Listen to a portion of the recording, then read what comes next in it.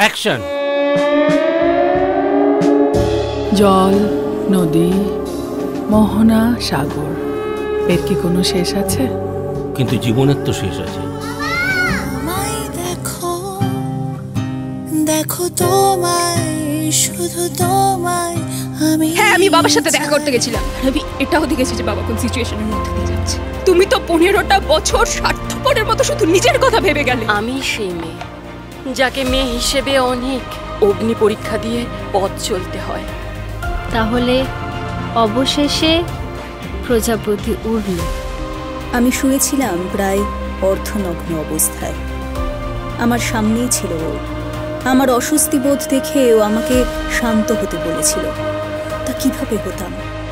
আমার ভেতরে অদ্ভুত বিস্ফোরণ ঘটছিল, শরীরে ছড়িয়ে পড়ছিল অজানা উত্তেজনা।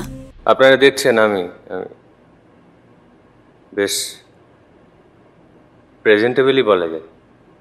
কি যায় তো?